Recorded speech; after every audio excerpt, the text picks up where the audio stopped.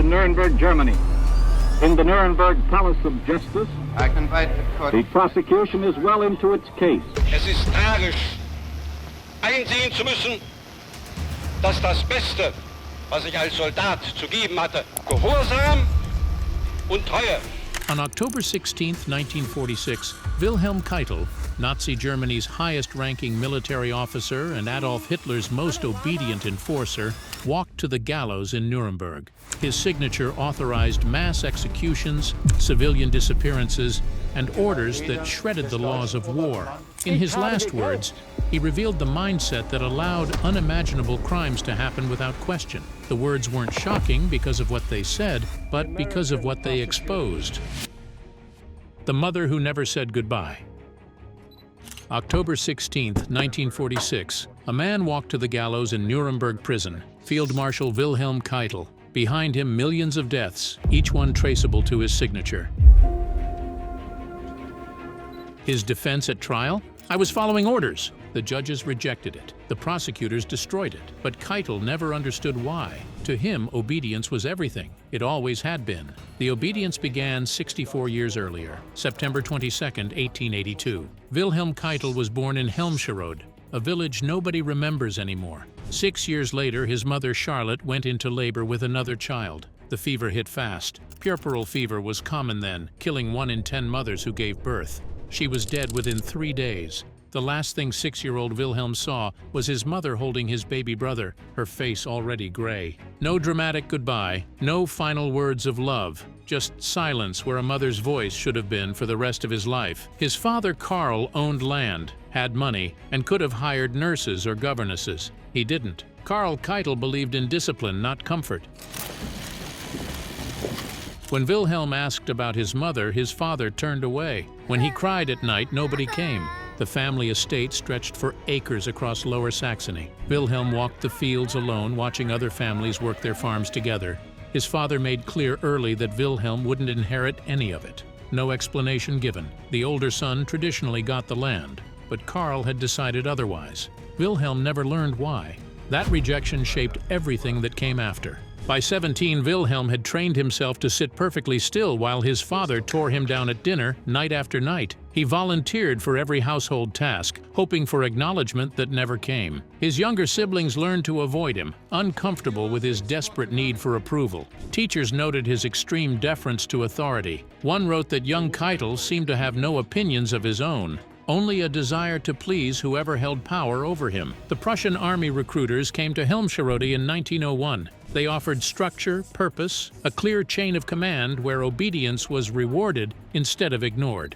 Wilhelm signed up immediately. His father didn't attend his departure, just handed him the train fare and closed the door. The army became the family he never had. Every order followed, every drill completed perfectly meant something. Finally, someone cared if he showed up. Even if that care was just a sergeant screaming at him to polish his boots better, it was more attention than Karl Keitel ever gave.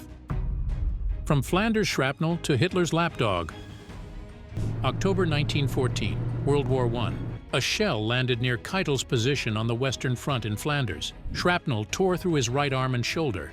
They found him hours later, half buried in mud, blood pooling around him. Most men would have died. Keitel survived through pure stubbornness, the same trait that had made him endure his father's coldness. The field hospital was a converted barn. No anesthetic left, just a leather strap to bite while they dug metal from his flesh. He never screamed. The surgeon noted this in his report, unusual for such extensive wounds. When Keitel could speak again, he asked when he could return to his unit. The doctor thought he was delirious. Within 6 weeks, Keitel was demanding release papers. They transferred him to the general staff instead, away from trenches, into offices where his real talent emerged. Not strategy or tactics, but organization. Keitel could process paperwork faster than 3 normal officers. Supply requests, troop movements, casualty reports. He turned chaos into order, never questioning why, just making sure every form was correct. His superiors loved him for it. Finally, someone who just did the work without trying to be clever. November 1918 changed everything. Germany surrendered. The Kaiser fled. The Treaty of Versailles took Alsace-Lorraine, the Polish Corridor, and the Rhineland. It limited the army to 100,000 men. banned tanks, planes, submarines, demanded 132 billion gold marks in reparations, about $33 billion at the time. Officers around Keitel raged, quit, and some joined the Freikorps paramilitaries.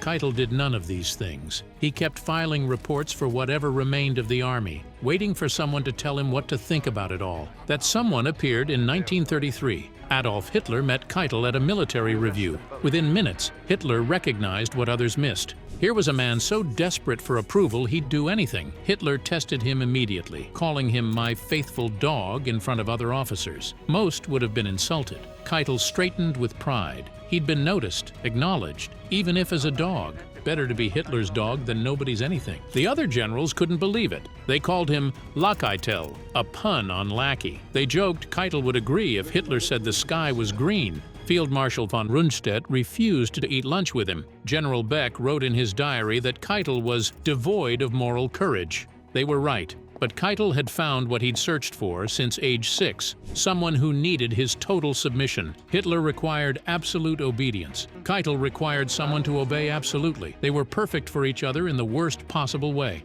The promotion that shocked everyone.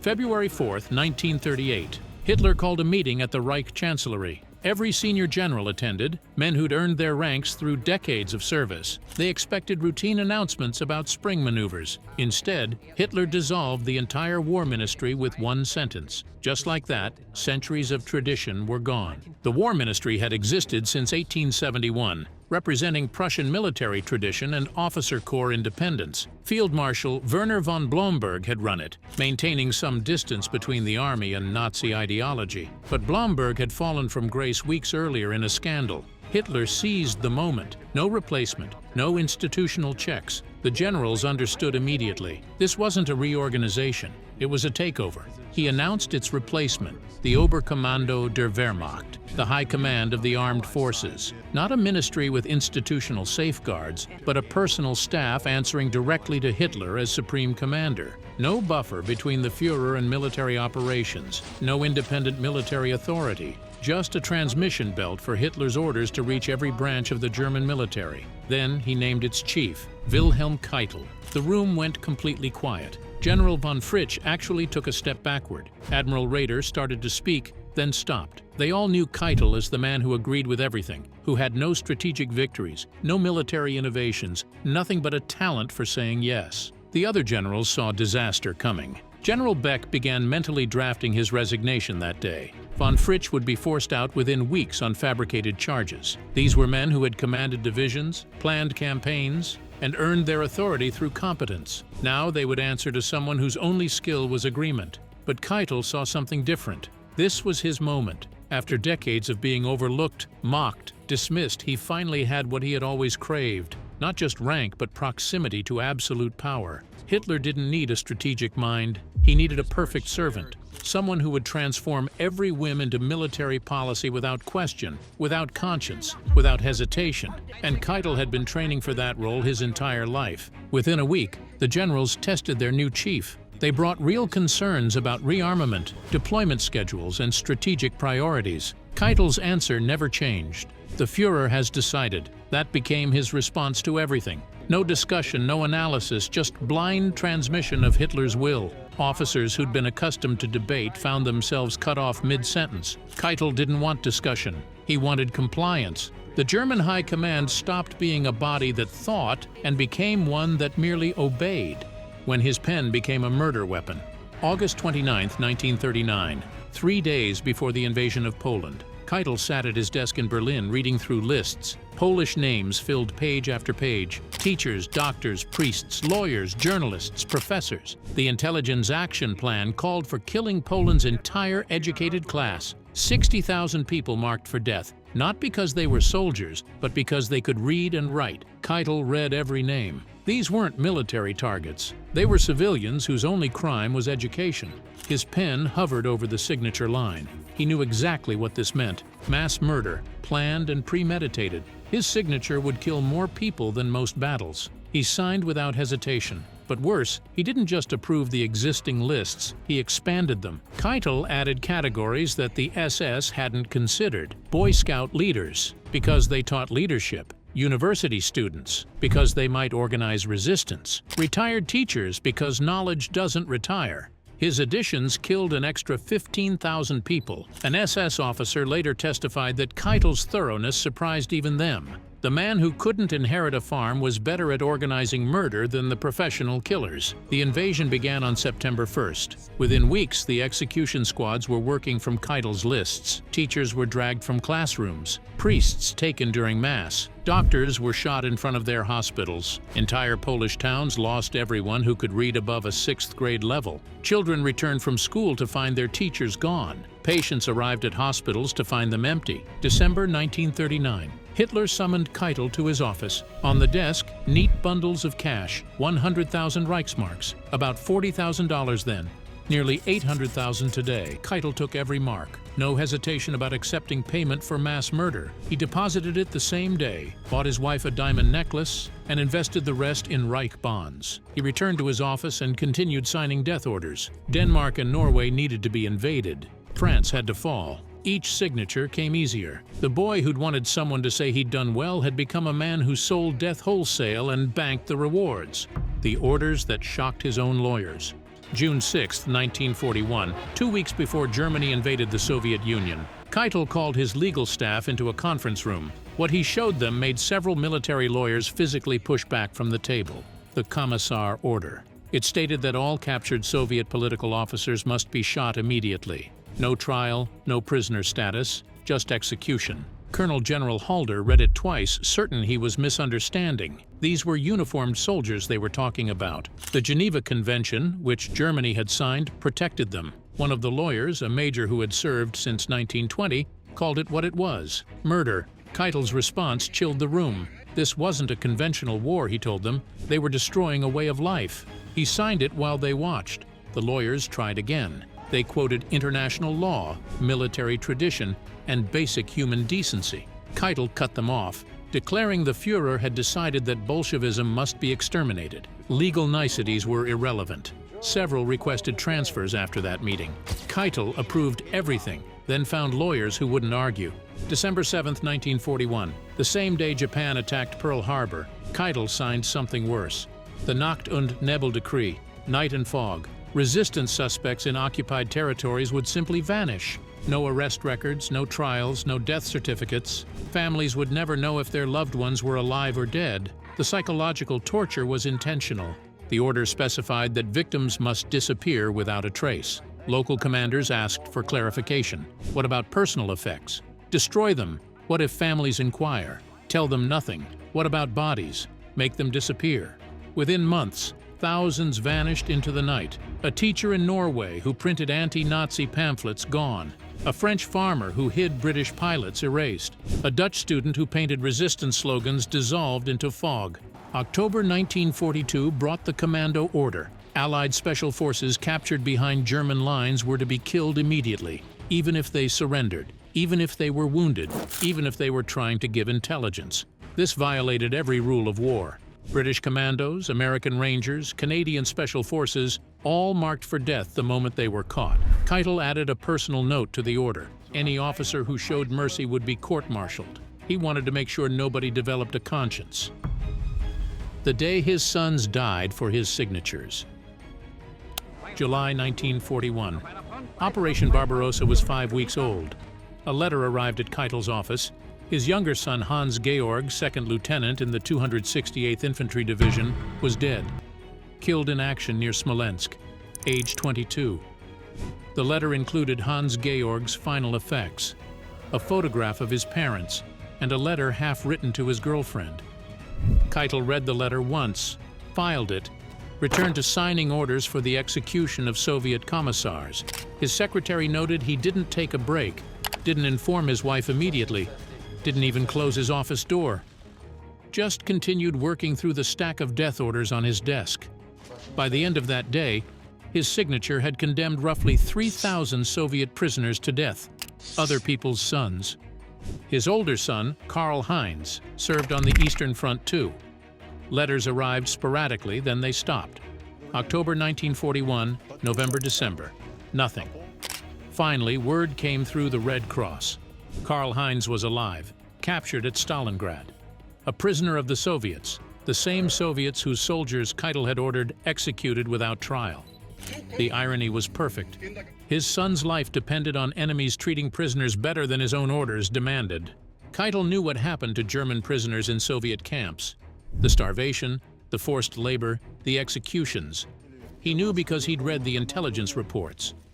He also knew his commissar order guaranteed Soviet retaliation. Every dead political officer meant worse treatment for German prisoners, including his son. Yet he didn't revoke the order, didn't modify it, didn't even add an exception for prisoner exchanges. His wife begged her to negotiate through neutral countries. Maybe trade Soviet generals for Karl Heinz. Keitel refused. It would have required him to acknowledge Soviet prisoners had value, which contradicted every order he had signed. She asked him to use his influence with Hitler. He told her the Führer's priorities were more important than personal matters. Blood on his hands. July 20th, 1944. The conference room at the Wolf's Lair exploded. Colonel von Stauffenberg's bomb, hidden in a briefcase, detonated under the heavy oak table. 4 men died instantly. Hitler survived, thrown against a wall. His eardrums burst, his right arm temporarily paralyzed. In the smoke and confusion, one figure moved with purpose. Keitel pulled Hitler from the wreckage, shielded him with his own body, and guided him to safety. Within hours, the repression began. Hitler, bandaged and shaking with rage, ordered everyone involved hunted down. Not just the conspirators, but their families, friends, anyone who might have known. Keitel volunteered to oversee the purge. He didn't wait to be asked. The man who'd protected Hitler from the bomb now protected him from any future threats. The numbers were staggering, nearly 5,000 executions. Some were genuine conspirators, most weren't. Keitel signed death warrants for officers he had known for 20 years, men who had fought beside him in the First World War, men whose only crime was being in the wrong place or knowing the wrong person. He read their names without flinching, signed without hesitation. Then came Erwin Rommel, the Desert Fox, Germany's most famous general, hero to the German people. Confidence was something that Rommel never lacked for. The man had quite the ego. Evidence suggested he knew about the plot. Hitler wanted him dead but couldn't afford a public trial. Keitel delivered the message personally. Take your own life or go for trial. Those were Rommel's choices. Take poison, get a state funeral, family protected. Refuse, face a public trial, and family destroyed. October 14th, 1944. Rommel took the poison. Keitel attended the state funeral, delivered a eulogy praising Rommel's loyalty to the Führer. By spring 1945, the Reich was collapsing. Soviet armies approached Berlin. Any rational person would distance themselves from Hitler. Keitel moved closer, literally moved his office next to Hitler's bunker. As other officials fled, Keitel remained, still signing orders for units that no longer existed, still planning operations for armies that had already surrendered. When Hitler mentioned executing all Allied prisoners, Keitel started drafting the order. When Hitler suggested destroying all German infrastructure, Keitel began working out the details. Nothing was too insane, too cruel, too pointless. If the Führer wished it, Keitel would sign it. The signature that ended everything. May 7th, 1945. Reims, France, the headquarters of General Eisenhower. Wilhelm Keitel sat in a car outside, waiting. He'd spent 6 years signing death orders. Now he was about to sign Nazi Germany's death certificate. The Allied officers inside debated whether to let him in. Some argued a war criminal shouldn't have the honor. Others said let him sign. Let his name be on the surrender forever. They brought him in at 2:30 a.m. Keitel entered wearing his field marshal uniform, every medal polished. The same uniform he'd worn while signing the Commissar order, the Night and Fog Decree, the death lists of Poland. Now he'd wear it to sign Germany's complete capitulation. General Jodl had already signed the preliminary documents, but the Soviets demanded a second signing, more formal with higher-ranking officers. They wanted Keitel specifically. They wanted the architect of their suffering to personally admit defeat. On May 8th, for the second signing, the Soviets ran the show. Marshal Zhukov presided. The man whose armies Keitel had ordered exterminated now sat in judgment. The setting was deliberate. Karlshorst, a Berlin suburb, in what had been an officer's mess hall. Nothing grand, nothing that might give Keitel dignity, just a plain room with a plain table where he'd sign away everything he'd spent 6 years building. Keitel entered at 11 p.m. The Soviet photographers captured every angle: his monocle, his rigid posture, his field marshal's baton, which he still carried like it meant something. He approached the table where the surrender documents waited. 3 copies, 1 each for the Soviets, Americans, and British. The text was simple: unconditional surrender. All German forces would cease operations. All weapons surrendered. All authority transferred to the Allies. His hand didn't shake as he signed. The irony was so perfect it seemed scripted. The man who'd turned bureaucracy into genocide now used bureaucracy to end the Reich. As soon as he signed, he was arrested. The Soviets wanted him immediately, but the Americans insisted on proper procedure. While they argued, Keitel sat in a holding room, still in his uniform, still wearing his medals. An American sergeant offered him coffee. Keitel accepted it with the same mechanical politeness he'd used to accept Hitler's orders. He asked for permission to write his wife. Denied.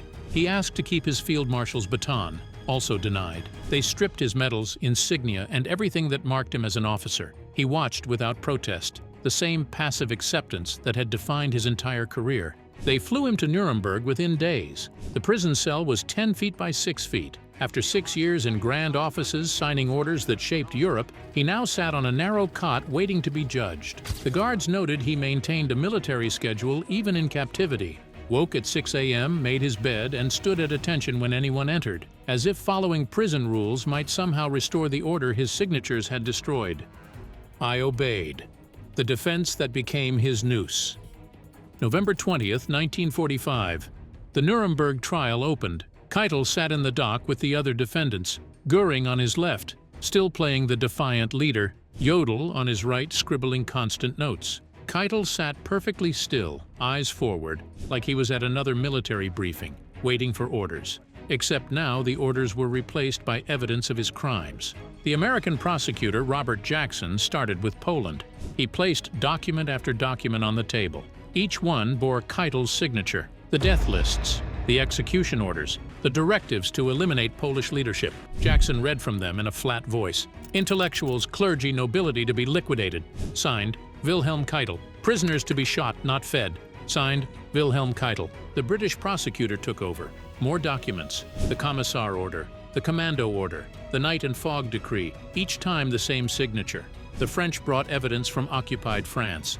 Hostages shot, villages burned, civilians deported. Keitel's signature on every authorization. The Soviet prosecutor brought photos, mass graves, burned villages, starved prisoners. Then he showed the orders that caused them, all signed by the same hand. Keitel's attorney, Otto Nelty, tried the only defense left: superior orders.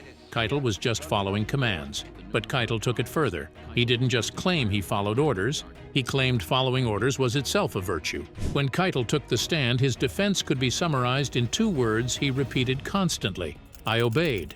Not I had to obey, just I obeyed, as if obedience itself justified everything. The prosecutors showed instances where he'd expanded orders, where he'd added categories of victims Hitler hadn't mentioned. Keitel's answer stunned the courtroom. A soldier's duty is not to question but to perfect his superior's intent. He was actually proud of making the murder orders more efficient. Lord Justice Lawrence asked directly, "Did you know these orders were illegal?" Keitel didn't hesitate. "Yes." "Then why did you sign them?" "Because I was ordered to." The prosecution brought up the Geneva Convention. Keitel dismissed it. In total war, such conventions are obsolete. They asked about his conscience. He said conscience was subordinate to duty. Every answer dug his grave deeper. On October 1st, 1946 came the verdict: guilty on all counts. The judges called him weak and willing tool, and a man without moral courage. Keitel stood at attention as they read the sentence: death by hanging. Then he broke protocol. He asked to speak, requesting to be shot as a soldier, not hanged as a criminal. After everything, he still saw himself as a soldier, not a murderer. The court's response was swift. Request denied. He'd hang like the common criminal he was. All for Germany.